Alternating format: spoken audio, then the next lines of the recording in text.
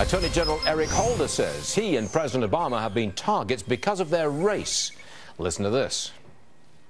There's a certain level of vehemence, it seems to me, that's directed at me, directed at the president. You know, people talk about taking their country back. There's a certain racial component to this for some people. I don't think this is the thing, is a main driver, but for some, there's a racial animus. What do you have to say to that, Charles? It's just, you know, it's very divisive and very dangerous when you start to throw it out there and then you hedge it. But give me a number.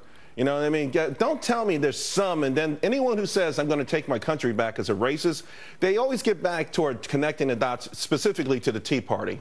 And what they've tried, and I got to tell you, I've been to a dozen Tea Party events, mostly Americans who just don't like the idea that we're over-indebted, that we have big government, that they're losing their individual rights, that someone wants to take out certain parts of the Constitution, remake it, maybe junk the whole thing. I don't see where any of that has to do with race. Obviously, there's some racism out there, but for someone like the Attorney General to always whine about this, it starts to get so depressing. I hate to hear it. I mean, listen, you're not doing a great job. Let's talk about specifically your job performance and that alone, without bringing in any of this other stuff. Well said, Charles, and enough said. Thank you very much. That's not all Attorney General Holder said, however. Roll this tape. The immigration laws are being enforced, though we are faced with an extraordinary situation where thousands of people, young people especially, are fleeing Central America for economic reasons to get away from really endemic violence in their countries. All right, all rise, please, because Judge Andrew Napolitano is here in person this Monday morning. You just heard the Attorney General. The immigration laws are being respected and enforced, and you say? Well, that is really not true. They're certainly not being enforced as they're written. I mean, we start with the principal immigration laws, the underlying immigration laws. For better, for worse, whatever you think of it, I happen to disagree with it. Okay. But we have borders that require paperwork and quotas before you can come in. If you manage to get in on a visa and overstay your welcome, you're here unlawfully. And it is the president's job to enforce the law. We all know approximately how many people have done that and are still here. 11.7 million. When the president says to those 11.7 million, hey, I'll show you how to avoid deportation and stay here, even though it's illegal to stay here. Do these half dozen things that I've suggested. Again, they're good things. Get a college education, get a high school diploma, learn to speak English, get a job, pay taxes, get a Social Security number, stay out of jail. If you do these things, I won't deport you. That sends a signal to others. Come here, send your children here, and they won't be deported. So is the president enforcing the law when he tells 11.7 million illegals how to avoid enforcement? No, he is not. But what the Attorney General may have been speaking of is a law passed at the tail end of the Bush administration called the Wilberforce Law.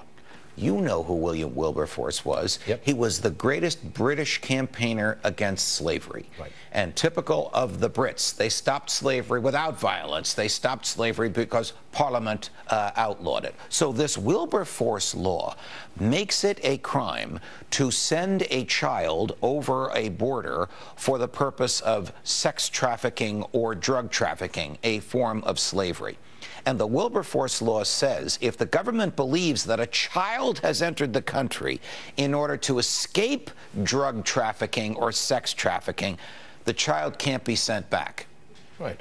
It doesn't say tens of thousands of children can flood the borders and you can't do anything about it. It just says if any one of them came here to escape sex or drug trafficking, you cannot send them back into that environment. Now, how do they know if the laws are being enforced? They don't until they hold hearings on all these kids. And why are these kids here? Because his boss, the President of the United States, sent that signal. Hey, we don't deport anymore. And it's a signal to Democrat future voters. Yes. One more for you, Judge. A bold statement from the White House, the White House press secretary. It said, let's just roll that tape, please. Let's hear in his own words. Josh Earnest. Look, I think the president's record of transparency stands up to any of the record of his predecessors. I have a responsibility in this job to try to help the president live up to his commitment to be the most transparent president in history. All right, there's the expression, the most transparent in history, Judge. Well, this is a gravely opaque It's nonsense. administration. It's absolute nonsense. I'll give you one example. The administration got a legal opinion that the president could kill Americans with drones. It took 2.5 years of litigation to get that legal opinion released, and millions of dollars in legal fees to get that opinion, a legal opinion, released. No administration before this has ever claimed that its legal opinions are somehow state secrets. But there's not a smidgen of corruption, as you well know. Thank you very much, According Judge. To this, that was his word. Yes, it was indeed. Yes. Yeah, that's very true. Thanks, Judge. Pleasure.